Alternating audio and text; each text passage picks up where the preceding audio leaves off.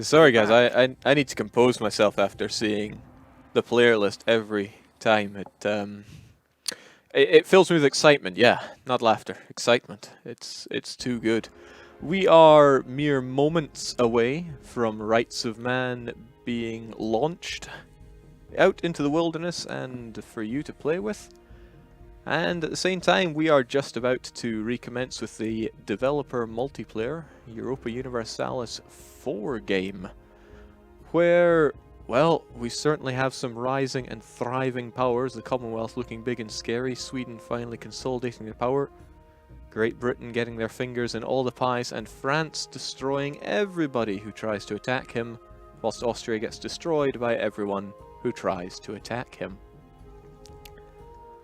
Get a look down here of all the players involved. Our new player Katz over in Timurids, who had a rough time last session because big bad AI Ming kept slaughtering him, and was being threatened war by Grugi as well. It was rough times. And Axelius has joined in over in Brunei, as well as Bratin over in Brabant. Will they be a helpful puppet of Johan as a fellow Lancastrian, or will they revolt against their motherland? Burgundy, I think, is the only one not available, so their nation will be protected for this session. Means that you can't take offensive action against them, but if they take offensive action against you, then it's fair game. They should have set their AI settings to not be a bit of a bully. Rusty veteran Mr. Nibbles still hanging out down in Venice on his big bed made entirely out of money, whilst Fido over in Portugal attempts to emulate by going the Merchant Republic route with their Portugal. They've sold a lot of land to Spain, including a centre of trade, or an estuary, I forget. I think it's an estuary. But that assures them that they have this big Spanish meat shield between them and any big blue threat.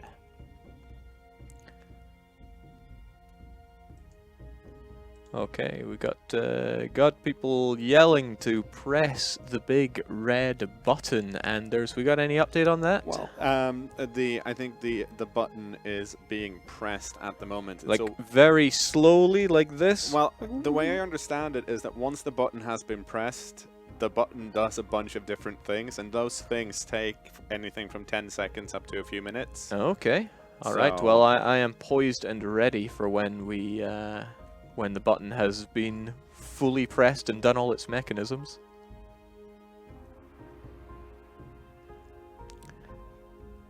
Rights of Man coming 1 minute ago. It's also one of those things, of course, where we don't want to claim it has been pressed and published until everyone can buy it everywhere. So it might be some people that are lucky and get it like a minute before everyone else. Well, I should take the moment to say that if you had pre-ordered, then the keys are either already in your pocket or being sent out as we speak. So there shouldn't be any issues regarding that. Your keys will be there, just punch them into Steam once we're live. And then people are yelling at the button. It had one job. It actually had exactly one job. And we're getting confirmation that people have their keys as well, so good times. Good times.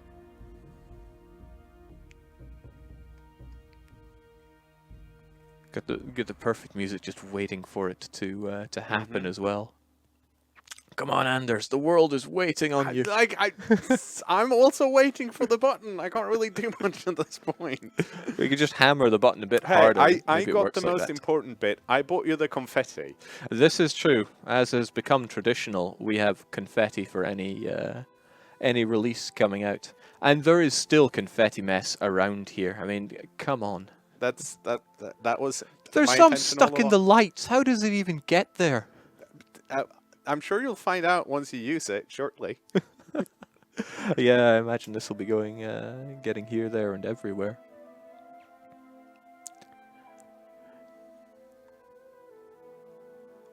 The tension's even getting to me now. Yeah. Okay, well, it gives us some time to look across how our other players are doing there. Alexei Van has been having a rough time in Stronghai, oddly enough getting bullied by the smaller yet technologically superior Mali. Do we know where the new players are going, Jake? Yes, new players are over in Brunei, and away we go. Let's get going. Yes, in Brunei and Brabant, we have our new players. We'll probably be giving them a couple of minutes just to prepare their nations, because it's a bit rough being thrown into a new nation without knowing anything about how it's all set up.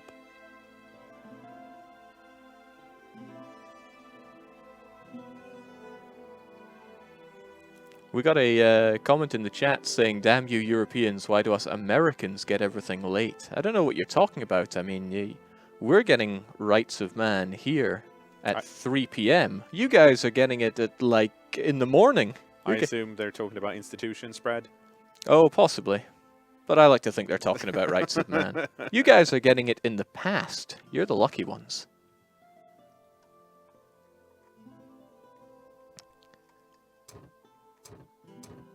Okay, so as I expected, we're getting our few minutes of prep time for all the nations, and then the game shall recommence.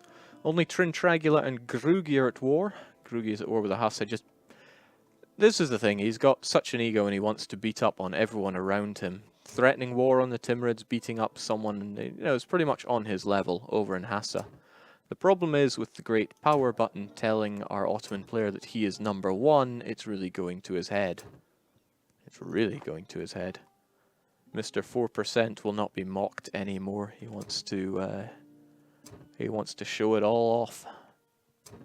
He also wants to build a big defensive wall against the Commonwealth.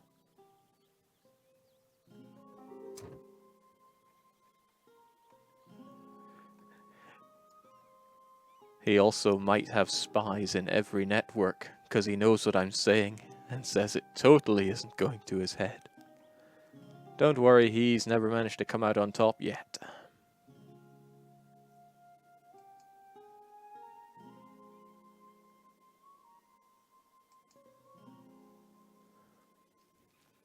Alright, in just a few seconds we'll be resuming the game.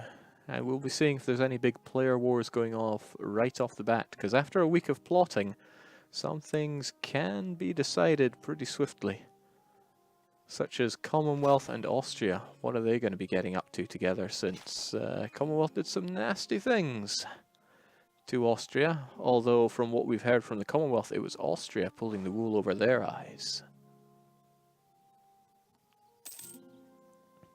Alright, and they're off. Means we can go and see what all players can see. Gotta remind everyone that there is an agreement where the upper half of the New World, that goes over to Great Britain, and the southern half to the Ottomans, although they have a funny idea of what Ottomans are and are not. Whilst we have the central area is up for grabs. What is it, Anders? So it turns out, when you publish a lot of things on Steam at once, it takes slightly longer, but the button has been pressed. The button has been pressed. That means be live. The Rights of Man available for... Did I just put a hole in the ceiling? Well, not my problem. Rights of Man available for all. And it's covering up my keyboard now, aren't I? We bring this on ourselves. Yes. Ah, jeez Louise. Okay, there we go. Yes, everybody, get out there, buy Rights of Man, buy 20 copies of it, and get the content pack and the songs pack as well, because it's pretty damn good. But regardless if you want to throw money at us or not, 1.18, the Prussia patch, is available for all for free. If you like institutions, and why wouldn't you, you'll be able to get that regardless. And I will... Oh my days. Oh my days. We just finished cleaning this room up from all the Stellaris and Hoy stuff anyway. Okay, we should concentrate here. Concentrate. We've got a game going on. I got some cheeky faces smiling at me from inside the booth. So yep, all you go off and enjoy it, but then maybe you want to stick around and enjoy the dev multiplayer whilst you're playing as well. Let's see what our combatants have for us. I'm also interested what Burgundy is going to do, since they used to be Austria's best friend. Now they are still allied, and they have themselves Cleves as a ridiculously disloyal vassal. Some allies of their own, but I don't think they're going to be going for France's neck anytime soon. So Commonwealth, who have gone from strength to strength, have now jumped over to being Regency Council O. I need to know a bit more about this Commonwealth, because that doesn't sound particularly good for you.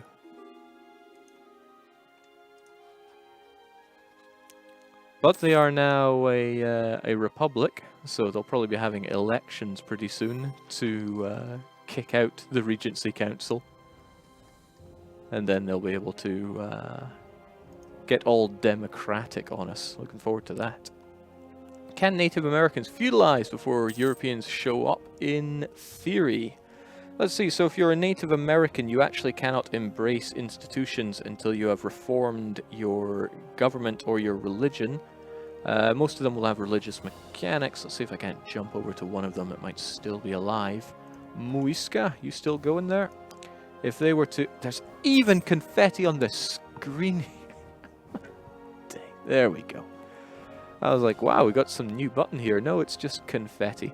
If they were to finish off their reforms here, then they would then be able to get institutions. The institutions can still pop along in their provinces, but they won't be able to embrace them until they have finished off those religious reforms.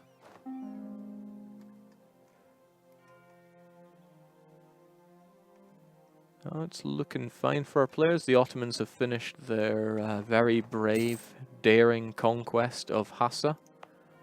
It's gone well for them, but then the Ottomans are unequaled in power right now. They could take on anybody toe-to-toe and win. It would take a great coalition of the Europeans to bring down the Ottomans, but they have shown time and time again that they are not interested in tackling this big threat. Even though the Ottomans did such horrible things to my beloved Golden Horde. They are a mere shell of the nation they once were. I guess the Timurids will be coming for them before too long as well, though. Don't know how the Timurids ended up with this little enclave here, but it is what it is.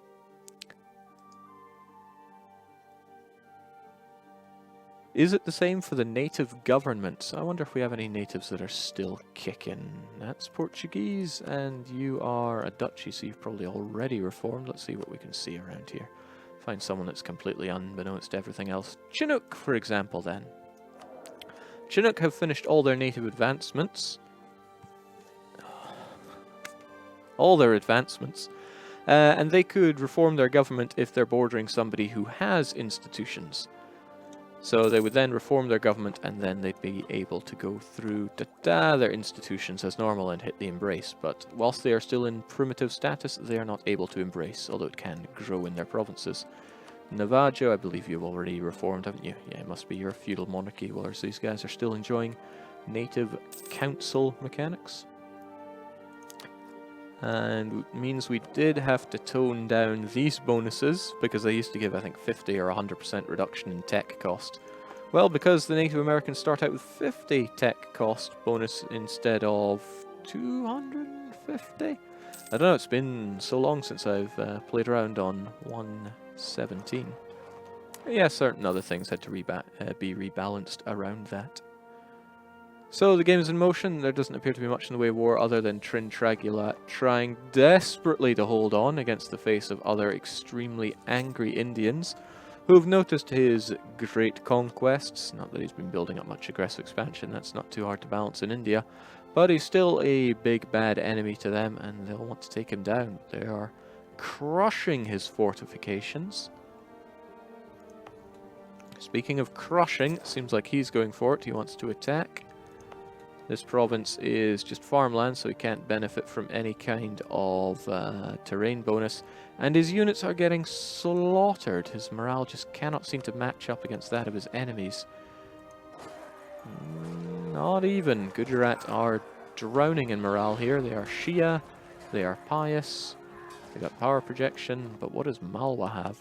Well, Malwa in particular has a 2-tech deficit, and that military tech 15 is a huge one. We're being asked to show how the institutions are spreading. We can have a look at the map mode here. The greener the better, the redder the deader. So take the Uzbek Mongolia, they have feudalism and renaissance, but nothing else. Austria, you know when you said Timurids, you're not allowed to ally Ottomans. Oh, they're still not allied the Ottomans.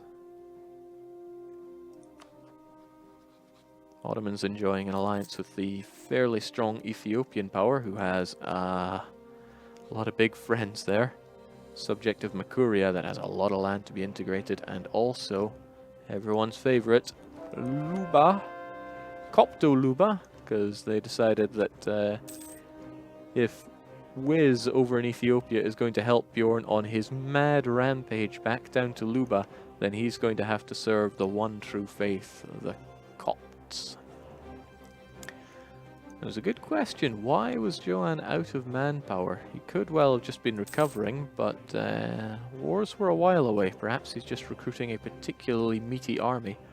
38, 30, 10, 5, 4, and Nout. Okay, and he's also labelled his navies for trade. That's pretty good. Something I oft forget to do, but it's a good idea. How's that Commonwealthy going on? Commonwealth have... well, they've mended their past with Sweden. Check it out, Sweden is now allied to them. Now an alliance with the letter Z, there he is there, is often a kiss of death, because the man is very good at, well, maybe we'll see soon enough. He's not building up tons of aggressive expansion, thankfully. Yeah, thankfully. But we'll see if an alliance with Sweden will help or hinder the Commonwealth. Okay, keeping my eyes on the Twitch chat here as well, because although we've got the game going on, I wouldn't be surprised if there are people coming in asking more about rights of man. Brunei is on the warpath. In fact, I'm pretty sure they very swiftly just conquered some land there. I don't think they started with some of these. The autonomy seems a bit high, but what do I know? Wow, they are aggressive. They're not content to just sit on their island here and have the French colonize around them. They're going to be gunning down Makassar. They have already gunned down Makassar. Very impressive. Not only that, they managed to get the separatists to just stay away on that uncolonized province. I wonder what they'll be doing about that. Ternate is doing an interesting one. They're actually colonizing the lands around them. They're doing not too shabby. They get their their colonist from their idea set. A very interesting idea set, I must say, that Ternate get. It's unique in that it's the only one, as far as I'm aware, in which you get all of these guys. You will get a colonist, you'll get a merchant, and you'll get a diplomat. You won't get a you won't get an extra missionary, but that is extremely rare. Excuse me there. I would love to introduce the new players, but it's pretty difficult when I don't know how well they perform in the game. I can't give them like a stats rundown as if they were a monarch. But we have Alexius over in Brunei. We have Cats over in Timurid. They were there last session. And we have Bratin over in Brabant. I wonder if they will defy the Lancaster name. How are you for your Lancasters? They tend to be pretty weak rulers, but have amazing offspring. I think you better disinherit this Lancaster here with skill 321. Maybe they're holding out to see what trait they can get, but nah, they should be done away with. I demand perfection. Speaking of perfection, though. Oh, these are some rough times for Malwa. Well, you may be able to win here, but Gujarat have a lot to bring to the party. A heck of a lot. Gujarat have a lot of fairly wealthy land there, and they'll have been able to get themselves in the Indus and make tons of that money. They are siphoning that money up and away from Goa into the Indus, where they make mad sacks of cash. Comparing incomes here, Malwa is making a paltry 24 in debt with a massive deficit, whilst comparatively Gujarat making a healthy 51. Whilst they are also in a deficit, they are not in debt. Nor are they particularly corrupt, so I guess they haven't been debasing that hard. Notice that Austria is enjoying a touch of war here. They're gobbling up the last of Switzerland. Memmingen has to go as well. Memmingen, pretty good province, pretty damn good province. Them and Augsburg are just food for those around you. It's lucky for them that they're often defended by the Emperor. In fact, he's on a warpath, this Austria, gobbling up the HRE, possibly because he's scared of losing it. I don't think those warmongering ways will be helping you out here. Turn 8 has 6 diplomats and 5 of them are French. Aye. I guess they don't know what to do with all their diplomats there. Okay. Anders, do we have any information for people that are saying they are not getting their key from the Paradox Plaza? I think they're still being sent out, but I can go double check with Daniel. Yeah, we can go and check with him. Don't worry, we hear you, Louis the Rin, and we are on point. And by we, I mean Anders. Go!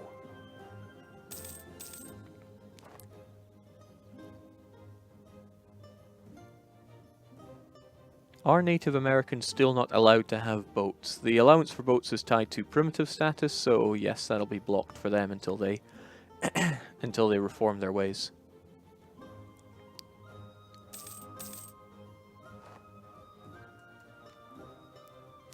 And then we have other people saying that they've got their key. Thanks so much. Going to play it after the stream. Well, do enjoy. Excuse me there.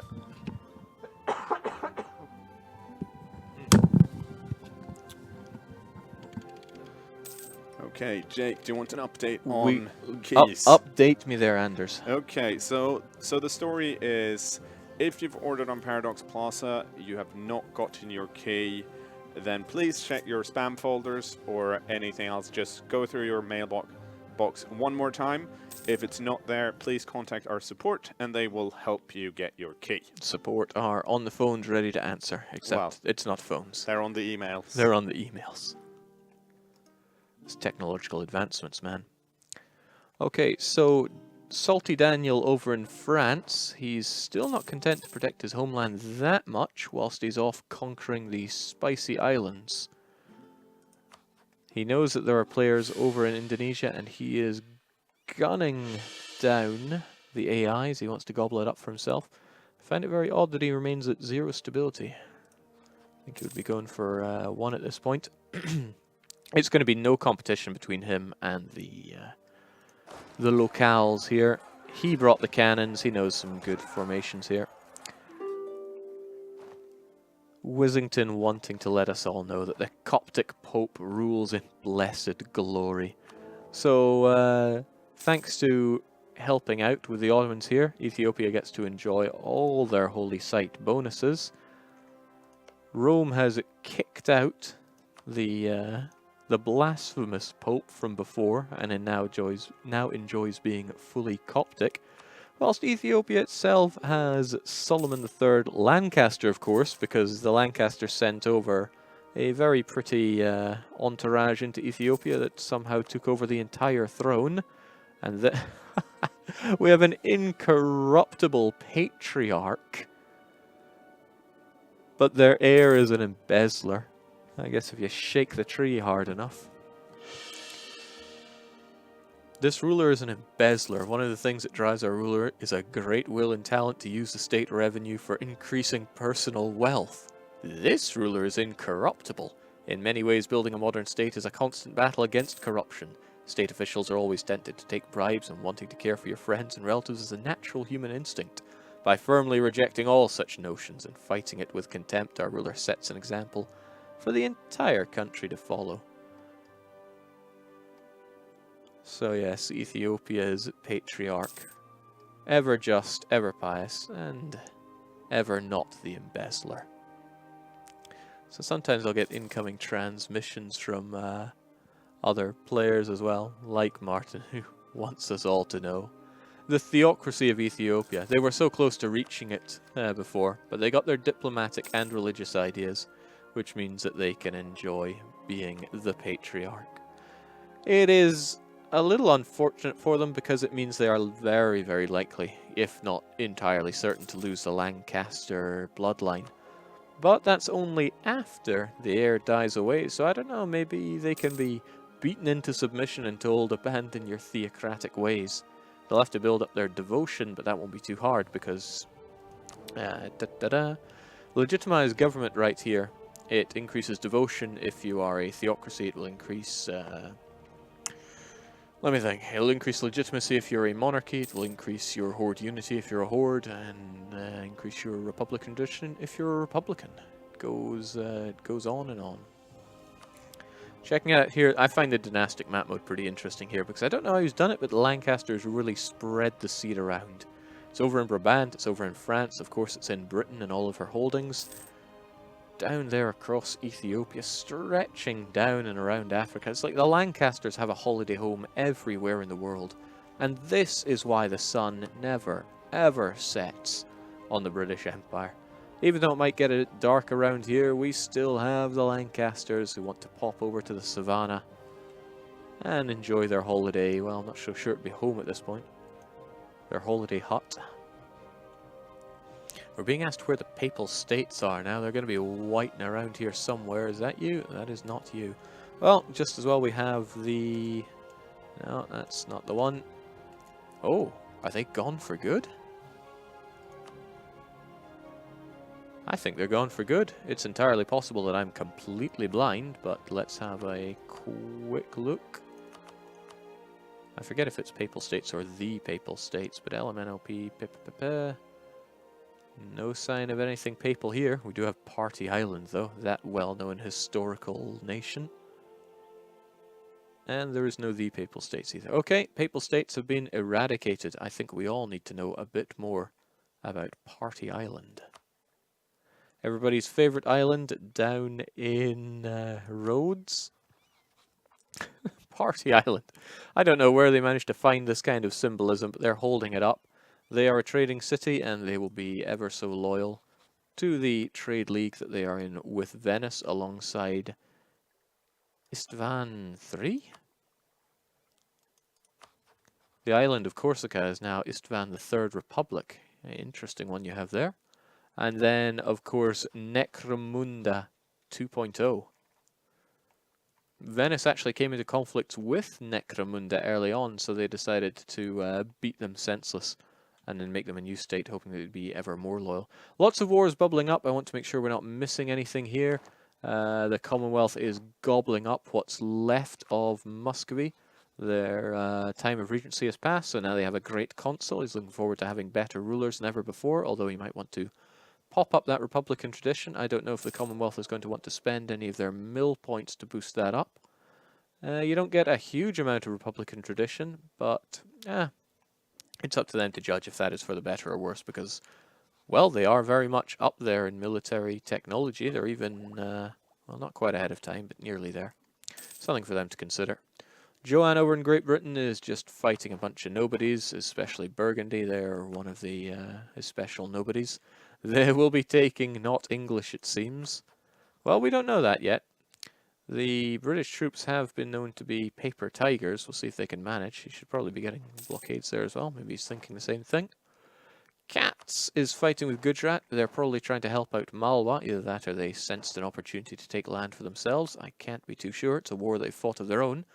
But it's a trade war where they have to show superiority, and they are showing vast inferiority. They've lost all their battles so far.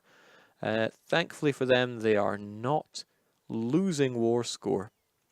One of the changes we have done is that it was awfully strange how in a show superiority war you could have plus 40 war score from battles, but because maybe your vassal or your very weak ally has been throwing single stacks into the enemy's meat grinders, they end up having actually your enemy winning the majority of the battles. So now, if you have more than 10% war score from battles, then the taking war score goes to you. And it can go up and down to plus or minus 40, so here they are very close to losing ticking war score. As long as they just don't fight again, they won't be at risk, but Timurids, they are risk incarnate, because they are having a rough time here. And do I see that? They have 99% war score on Malwa. Jeez, Malwa, that's rough times for you. I mean, the capital has been down long ago, and that's where a ton of your development was. I think Gujarat is going to eat you up. Unless Timmy can really rush to your defense, but it's rushing to feed the fires of Gujarat, really. And they don't have the admin power to get away, so they'll probably be stab hit into the ground with nobody able to save them. It's just one nation. Well, there's Dundar, but it's just one nation. Terrifying. We're being asked to show Luba. They've probably had time to convert their lands, so I can certainly get on top of that. 2 for 3 on Coptic. The last one will probably take a wee while. Okay. It's a Street of Strong Aristocrats. That's a new modifier that most people have seen. Ancestral Tomb. The ancestral lands of our ruler are located in this province. The great tombs are of significant religious importance to our nation. Couple that with the extraordinarily high development that Bjorn pumped into this back when he was actually playing as Luba to begin with, and we have a province that won't be converted for quite some time. You'll need to stack some bonuses on that. See, that's 5, 6.5. He needs to get a bit more. You'll probably need to hire... Oh, well, he doesn't have a conversion ruler. Bully for you. We have somebody noting that Pat Lala popped. No, I must be misreading that. Somebody has popped. Patiala Sultanate. Very angry ruler here, and apparently a very rare tag. Certainly not one that I am overly familiar with. Let's jump in and see what you have to offer us.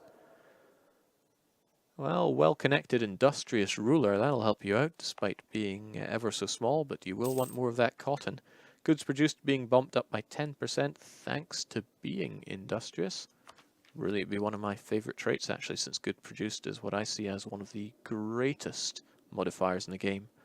They are sadly a strong arm for national ideas. I love the whole idea behind national ideas because when the game came out, almost nobody had them. Like, the Tier 1 and Tier 2 and Tier 3 maybe nations had them, and that was it. I don't even think there were groups of ideas back then. Since then, there are a lot of nations in the game. Let's take 1444, though. Lots of nations on the map in 1444. Almost everybody has either a unique idea or are part of an idea group, like the German ideas or the Gujarati ideas. There are very few who still hold on to generic national ideas, and they are being chipped away. Kaffa finally got some. Odiev do not yet have them. Trust me when we say that's being worked on. Corfu, they have got Aeonian ideas now. So I think there is Odiev. And let's see if my memory can serve me well in this region. Who starts out here? Tripura. Tripura, I believe, also have generics. We are working on this. And the day that there are no more generics on the 1444 start is the day I think we'll get some more confetti down here and pop it, because that's a goal I like. It's been a goal for a while. We got more trumpeting coming from, what does he call himself these days? The Padishah Murad Osmanoglu II. I want to check you out at the moment because your heir is pretty good, actually, for an Osmanoglu. Frankly, I don't know why you're not disinheriting Mehmet. You should demand perfection, Grugi. Is 522 really the message you want to send to the world? Oh, yeah, we're the greatest. Oh, how good's your monarch? Oh, he's 2 in military. It's like, ha! No. You should demand perfection and nothing but. Then again, we have the Haseki, who is craven. We certainly don't want them taking the throne. That would happen if we had Murad pop their clogs right now, and then the consort sultan over here would end up on the throne and leading us down an even worse path. Garwal, Odiev, and Tripura are the children left behind. Well, no children left behind. We'll be grabbing them. Apparently the music is gone, Anders. You know anything about that? That's odd. Yeah, it stopped. Let me fix that. In other news, I just talked to Seek, and he was very proud of what he'd done recently. Oh, wow. What's he done? He's taken Lubeck. I really like Lubeck, but well, whatever makes Zeke happy. I look forward to the... I was hoping he would stumble his way into another coalition. He's close to it, though. If a budding player were to actually start a coalition against Sweden, They would probably have a lot of miners in the HRE join. Brabant is probably in the best position to do that. Great Britain probably could as well. I don't know, Brabant only has 42 aggressive expansion. A pity. Well, no, the Swedish aggression continues on. And Sapmi continues on as well. They are allowed to survive and thrive as a vassal of Muscovy. I don't know if this is acting as a demilitarized cola between Sweden and Commonwealth or not, but they will probably have some kind of agreement. They're allies after all. And the Commonwealth players come to appreciate allies that give and take, as opposed to allies that just take. And Austria is certainly on the take right now. They are gobbling up everything they can inside the HRE. They did not spare Switzerland. They did not spare... oh, well. Maybe they did spare Memmingen and it went to Ulm. Because I thought they were occupying that. I heard the sound that tells me there is cultural enrichment going on by Grugi. Where is he doing all this? Normally I have cultures hot listed here, and of course I do. It's one of the greatest to see. So what are you doing? He's deciding that the Azerbaijani, who are not an accepted culture of the Ottomans, have got to go. The development around here, well, 20 development's quite an amount, but 3 not so much. And also he wants to get rid of the Dagestanis. Well, he must have a glut of excess dip points to do that. He doesn't, which I find rather strange. As proper citizens of the Empire, the Georgians are allowed to settle wherever they want. Okay, so what we see here is all provinces adjacent to where the Georgians are getting spread. So as we see, we are currently working on making Georgian the primary culture in Karabakh. Shouldn't take too long, shouldn't cost too much, and there's a 25% discount for Georgian being next door. So if we look at the Ottomans and their government screen, you can see they have a lot of accepted cultures. A lot of them come for free because they're a cultural union, if we check that out here as well. All of this, Turkish, Syrian, Egyptian, Bedouin. This is everyone's favourite culture group. I've heard only good things about it, so they get all of this as accepted. And they can also pick and choose which other ones they want, provided they have, I believe it's 20 development at least. Yes, it is. Game even confirming me on that. So the Greeks are all right in their book, as are the Bulgarians and Romanians and the Georgians, but he's having nothing to do with the Azerbaijanis. They gotta go, and they will be replaced with the Georgians. We got any Georgians watching today? If so, power to you. You are accepted citizens in Grugi's world. And that's pretty good, since you are accepted citizens in the greatest power in the world, according to the game. I still don't agree with anything in this game that tells us Grugi is the best, but what can we say?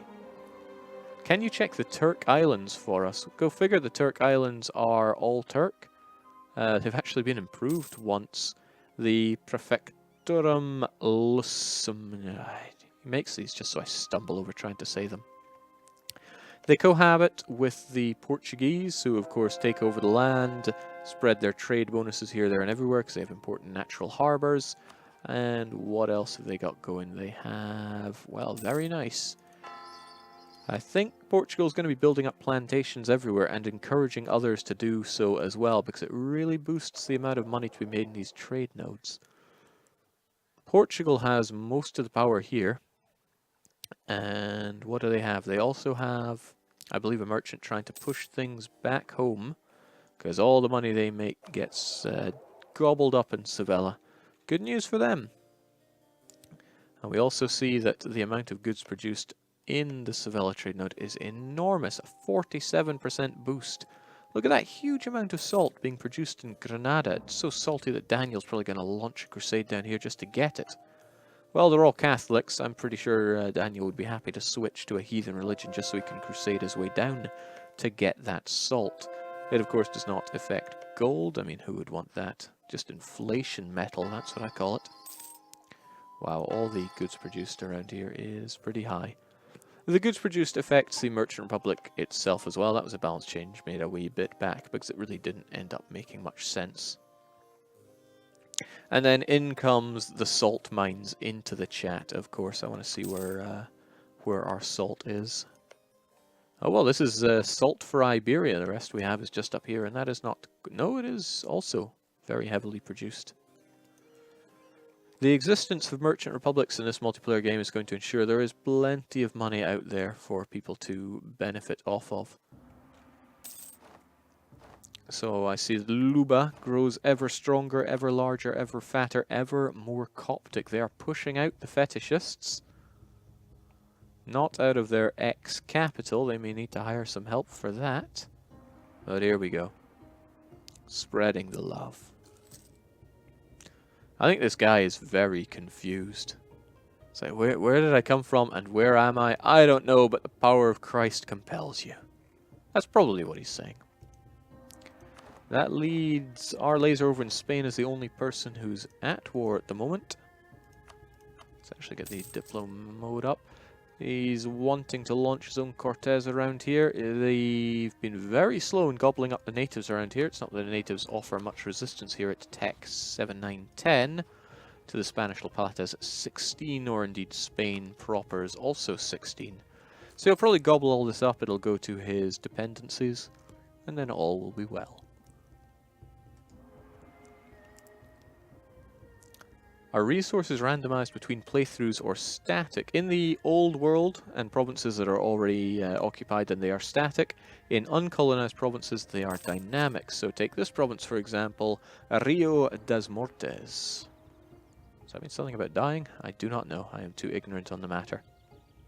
And also he's using the Treaty of Tortellinis to get himself some extra boost here. Very nice. Well, trying to. Yes, we don't know what will be here. There's a good chance it'll be tropical wood or gold, but it could even be grain or cocoa. We'll know once it hits about 300 or so population. Wonder if we have one that's very near that. This province, for example, Povos das Missões. We'll know very soon if it gives us coffee, sugar, tobacco, cocoa, or grain. That has always been the case in the game, but it was only until fairly recently you could actually see what good has what likelihood of spawning there.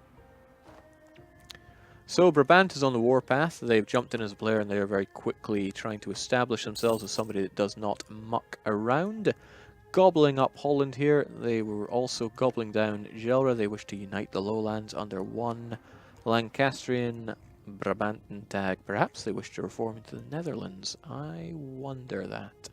We'll tag over and see if that's a possibility for them, because this seems to be the route that they are taking. They may or may not have to make an arrangement with Great Britain for that. Form the Dutch nation will require Gelre, but it will also require Friesland, the province that killed Burgundy. Greed caused Burgundy to die by wanting to take Friesland. Perhaps, just maybe, a deal can be reached between Great Britain and the Netherlands, but it's not a deal that would really benefit Great Britain unless there was a promise of mutual alliance and help in war against all odds. For example, France, according to Great Britain, is simply held by a pretender, this Charles IX Lancaster, should be under the loving embrace of William IV Henry Lancaster. Brabant would be a very strong bit of muscle to add to that, especially since Brabant could essentially replace Burgundy. Burgundy has been a real upstart against Great Britain. Now, if they were to simply be replaced with a far more Breton-centric point of view from their government, then that would work out very well for Great Britain. So the deal could be, I give you Friesland, you take over Burgundy, and you fight with me in any and all battles. Of course, deals can be betrayed. The Commonwealth was knifed in the back by Austria a couple of times during this campaign, which eventually led Commonwealth to say enough is enough. I'm going to beat you down now and make friendly with Sweden. We'll see if Great Britain and Brabant can come to an understanding there as well. I've got an incoming transmission from the bastion of Catholicism, Austria. Naturally, Austria would never dream of stabbing Christ in the back here and going against the teachings, but what do I know? They tell me that the Papal States is back. Here we go, they've spawned